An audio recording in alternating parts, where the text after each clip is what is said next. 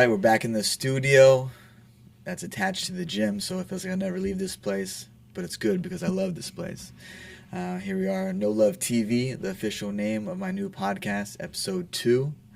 We have a lot of great topics to discuss and to go over. First topic will be Jake Paul versus Tyron Woodley. Wow, what a fight that everyone was invested in for a lot of reasons. This is Jake Paul's stiffest competition to date, in his fourth pro boxing match with Woodley, being the spectacular former world champion, fought the who's who of the UFC. Goes out there and Jake Paul wins and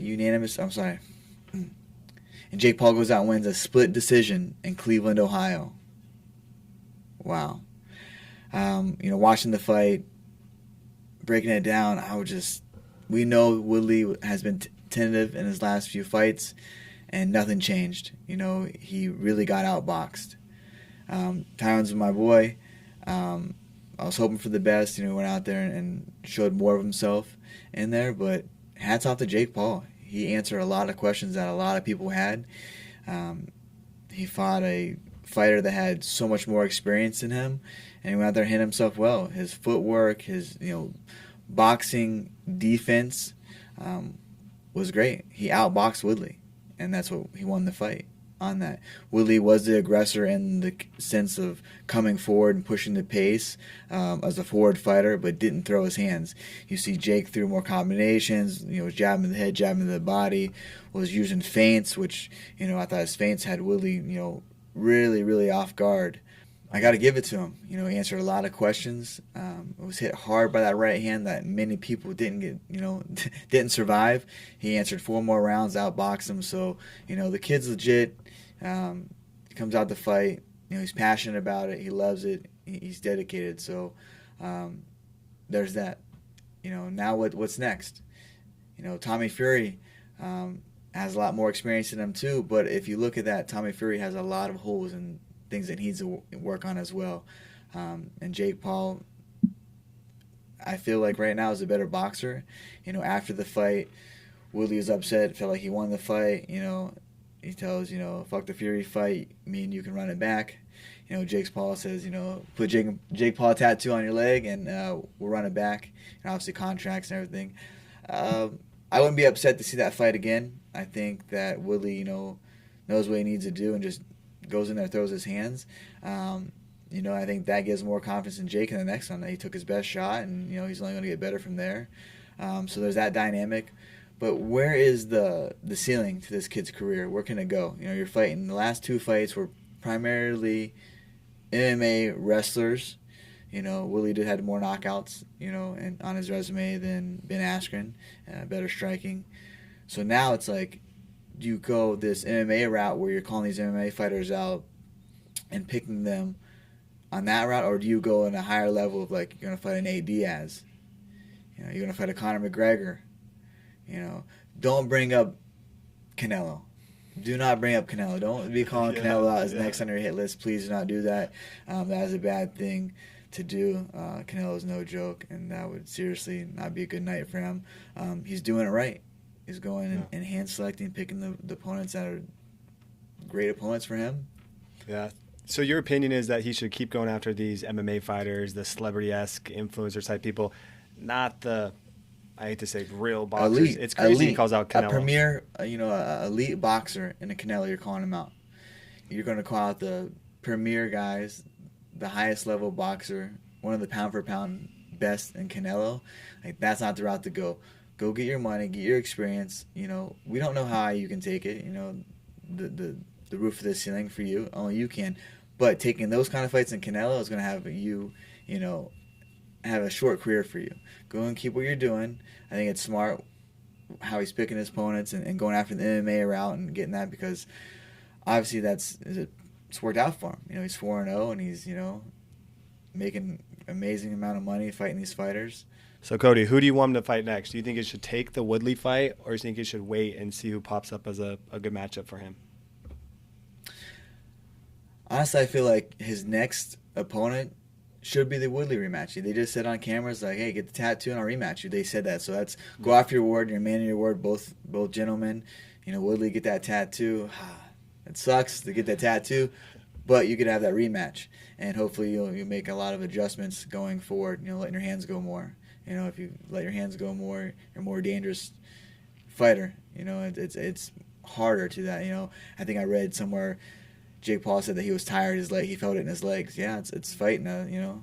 It's a fight. It's tiring in there, and you're pushed to. You've never been out of the second round. Some of the first round, it's tough when you're going 8 rounds with Tyron Woodley in front of you. So yeah, I think that is the rematch to do. I'm all for it. Why not? I think that's a good decision on Jake's part too, because then you're going to go into the aspects of, all right, now you're going to keep calling these MMA fighters out. Now you got to go with the striking base. Anderson Silva's in boxing. He's getting ready to fight Tito Ortiz. Yep. You got Vitor Belfort is going to fight Oscar De La Hoya. Don't go in that Canelo, the elite boxing again. Like, if this is your game plan and your rule that you're taking, go after these MMA fighters. But you're going to have to start fighting the Anderson Silvas, fighting the Nate Diaz's, fighting the Conor McGregors. That's where that's going. And those guys are legit strikers. They grew up striking. Yeah, I think he stays with the money fight with Woodley, hyping up. They both estimate $2 million payday for each of them. Woodley wants to grab that bag again. And don't try to get crazy with these pro boxers. Stay in the MMA game. And I got to admit, it's fun to watch. Got to give him some credit for pulling out that win. Yeah, I give him so much credit. Like I said, he answered a lot of questions that needed to be answered. Everyone didn't know, what can Jake Paul do? You had Ben Askren. Now you're fighting Tyron Woodley, who, world champions, fought the who's who. And he went out there and answered a lot of questions. So hats off to him. I think the rematch is the best thing for both parties to do. Win a lot of money. You have the tattoo being done, the rematch, the 8 rounds. You had him with a right hand, so I'll buy it again. I'd like to see, and then you go from there. You beat Woodley again, then okay, now we're gonna go into the Anderson Silva, the Conor McGregor, the Nate Diaz fights. If that's you're gonna stay in the MMA realm.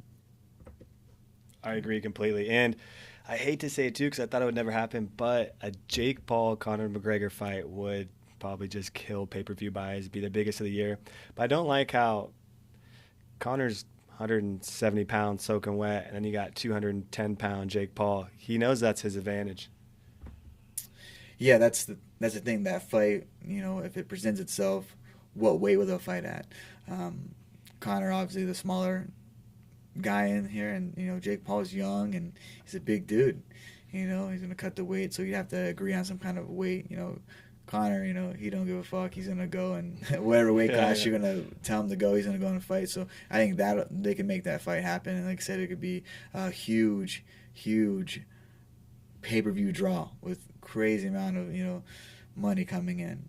And that's what Jake's doing. Jake's bringing eyes, and because he keeps winning, people are gonna keep buying in on him until he fights, Do you think when he takes, let's say he eventually takes a harsh L, gets knocked out or loses, do you think that's when he ends his career, or he's just going to try to go on this streak and we'll see, and still fight after that? Yeah, that we'll see. If he were ever to get starched in a fight, that's really who you see you are as a human, how you pick yourself up, from failing, from whatever it is that presents in his mind with a loss. Everyone's different, but we'll see how he picks himself back up, and if he wants to do this as a career, and continue to do that. I think that's what we really know what Jake Paul's made of. He can go out there and beat these guys and look good.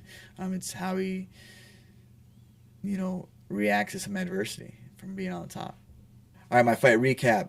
Hats off to Jake Paul. He went out there and outboxed Tyron Woodley for 8 rounds. It was kind of more of a lackluster performance, but there's always that what if Woodley lands that right hand like he did in the 4th round. Just didn't happen. It wasn't the best performance of Woodley's career. I feel like what's next for them both to do is fight each other. I'll definitely tune in. What do you guys think? Next, I want to talk about a new sponsor that just was released this week, The Medicine Woman. Nothing but the best premium THC and CBD products on the market. I'm a big fan of what they represent, how they became a company. Luke and Cheris Burnett, amazing people. I'm so happy to be with this company and see what we can do. Yeah. A little backstory on Luke is he was Silver Star's owner, a big company that, was a huge into the MMA scene, sponsored a lot of big-time fighters, Rashad Evans, Anderson Silva, George St. Pierre. That's when Affliction and Tap Out and Silver Star was around. So they worked with fighters in the past, have great, reputation with all the people that I know and the mutual friends that we know. Great. Met them organically in LA. Everyone that ran in my circle I knew, Guida, Uriah, spoke highly of them. Went down and met them out there, new endeavor they've built, the Medicine Woman. Obviously, I'm a huge advocate of THC, CBD products. It works well for me. I've been using them for years for numerous amounts of reasons. So, went down to the facility, checked out dispensaries, how they operate, got to know them more on a personal level. Amazing humans. I'm very thankful and very happy that we're working together, but they also have some great products. One of the best products that I like to do is their live resin. This is the Blue Dream Medicine Woman pin. Take this everywhere with me. It's discreet. It's a reek of marijuana.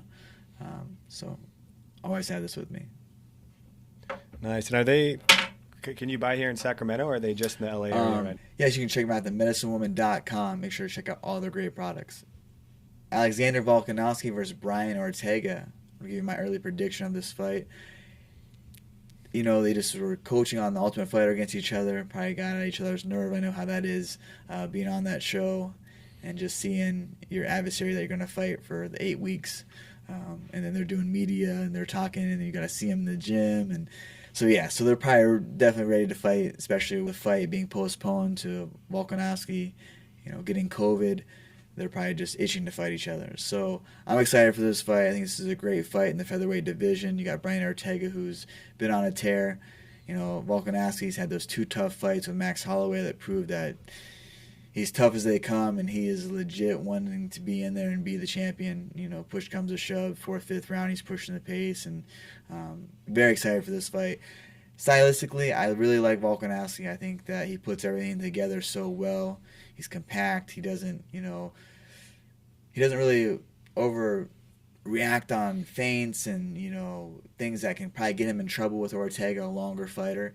Obviously him being the shorter fighter with Max Holloway, he stayed really tight, and that was a great fight. He has a great fight IQ. Now with Ortega is more of a different style fighter than Max. Max is more of an output in your face boxing. Ortega will mix it, the martial arts game plan together more with the punch of the takedown. Obviously he's a jiu-jitsu ace, black belt. You've seen that in his previous fights, like get you to the ground. It's pretty much his world. So it's a very intriguing, style matchup. Who can develop their game earlier on and stick to it, is going to win the fight. I think someone who ever stays to their game plan. I think that for me, I think Volkanovski is just the better fighter. He's a power puncher. He hits hard. He's, very durable. He's got a strong wrestling background, defense that will eliminate a lot of Ortega's takedown attempts, to where Ortega wants to get it to the mat, get it to the submission. But you never know. It's a fight, and anything can change in one hit, one punch, one takedown. So this is a very intriguing fight for me. Very excited to watch and tune in to some of the best featherweights in the world. So, Cody, give me your official prediction. Give me your MyBookie prediction for the winner and method of victory. MyBookie prediction. And you'll see this go out on fight week with my code NOLOVE. I'm going to go with Volkanovski, TKO, 3rd round. Wow, he puts him away. Puts him away. I just feel like he does. I just, I don't know, just part of me just feels like he's going to go out there and put some hands on him, especially I think with the build up to being an Ultimate Fighter and then the pull out of the COVID.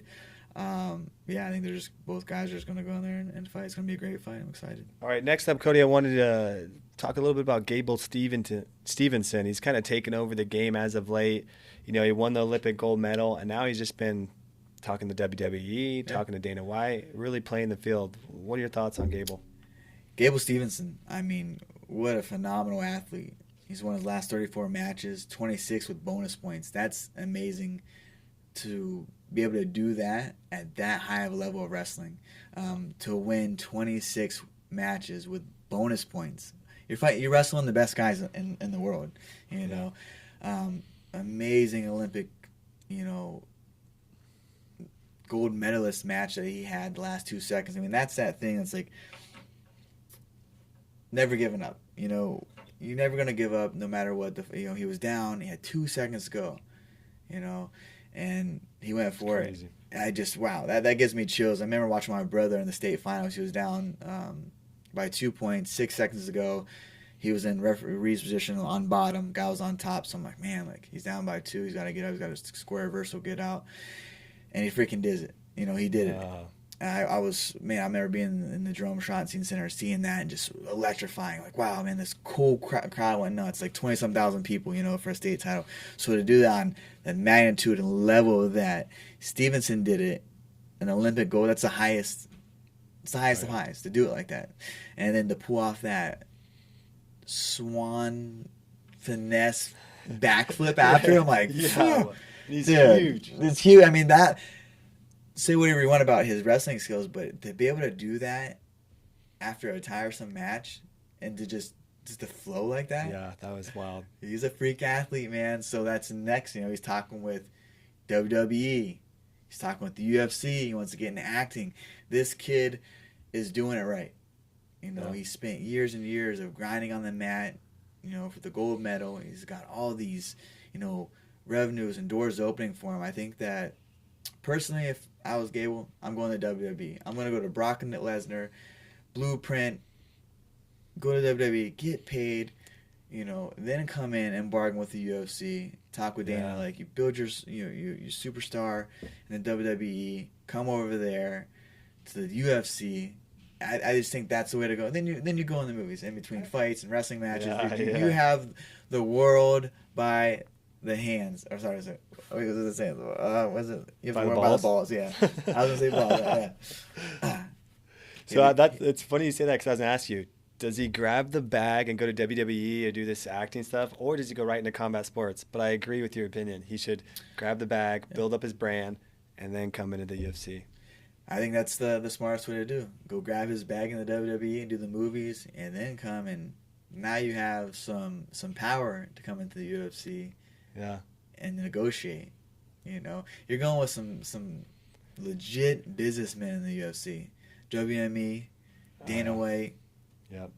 You know, Hunter Campbell. These guys. I mean, they're the business. You know, you got to come prepared. You know, for what he's going to be asking and needing and wanting as a heavyweight Olympic gold medalist, WWE star, movie star. Who knows? And he's young. He's young. You know, still training. Still, you know, get into MMA. Give yourself a year of MMA training at least before you go. You know what I mean? Because you're going to be fighting the top guys. It's not like you're not going to come in here and you know, look at Brock Lesnar. He was what? Yeah, right away. Right away, fighting Randy Couture, the Natural Couture. It still was hard to watch. I'm such a Natural Couture fan, Randy fan. He just, but yeah, I think that's the route to go. Good for him though. Grat has the world by the balls. Yeah, he does. I can't wait to see what he does. We'll see what happens. A great kid too. All right, Cody, let's get a training update. You know, how's your diet going? How's the training? And, you know, you got your fight coming up in December. When does camp officially start? Is it an 8-week camp, or how do you look forward to that? Training update, diet update. You know, we all know we're going to flyweight for the December 11th. Stephen Kai Kara France. He has another last name. The dude has like 6 names. That fight. It's going down December 11th. Can't wait. Pretty sure it's Vegas. Don't officially know yet, but I've heard that it was Vegas. So that's good. It's always good to fight in the fight capital of the world. My diet's going great. I'm waking up at 1:45 every morning. I've been on it for about a month. Energy level feels good. Conditioning, heart rate, you know, and my workouts, recovery. Really, it's just taking it to the next level. I'm working with Dr. Mateo, a great guy. You know, I have, you know, Shane and Brian prepping my meals, so everything's labeled. I go in the fridge. I know what to eat right away, drink right away, vitamins, protein, everything. So it just making my life easier. I mean, I'm very excited for this to go in there. Training's going great. As you can tell, I got a little black eye, so, you know, we're in the beast of it. You know, this is the pre-camp. This is the preseason, as NFL would have. You know, so this is my pre-camp, you know, getting ready for the official start. I'm going to go out to New Jersey and start my camp 2 weeks there with Frankie Edgar, Mark Henry, Ricardo Almeida, and the Jersey guys out there. So this is just getting the body prepared, to ready to handle that kind of stress. Go there for 2 weeks, come back 2 weeks, and that's kind of how I have it game plan right now. Is 2 weeks on, 2 weeks off, Cali, Jersey. I like that breakdown, and very excited. So the end of the month, September, is official fight camp. Okay, great update. And last thing, Cody, I got to ask about, since you came in swagging out with the Cleveland Browns outfit. Give me the update on the Browns. You look forward to the season. Is Baker Mayfield feeling good? What's the news? You know what? This is the first time that we can legit say, not the first time. For me, I can say the first time. When the season ended last year, we lost to the Chiefs, but we can really say, like, man, next year, I really feel what they have built there. In Cleveland is very exciting. The players are ramped up. You just see the energy, the shift, all of them speaking. You're like, dude, we stay humble, we stay working hard, we stay together, we're going to do some serious things. And that's across the board. That's not just one player saying it. That's not the quarterback or the captain or the coach. That's across the board. That's the stars that are saying that. And I feel like going into this season, we have a legit chance to make a huge run. And obviously you can tell I am jacked up. It is football season. Tell me you're ready for football season without telling me you're ready for football season. We're 2 weeks out from the opener for the Browns. Cannot wait. September 12th, Baker Mayfield leads the Cleveland Browns to a monumental career start this season. All right, Cody, let's go ahead and wrap it. Tell them the new name we got for the podcast. The official name of the podcast is No Love TV. We are excited to go in depth, subscribe on iTunes, and the link is in my bio on Instagram. Thanks for watching. Glad you guys tuned in. Hope you enjoyed it. Make sure, you give us some updates on the comments below. We're always checking those out, seeing how we can improve. See you next time.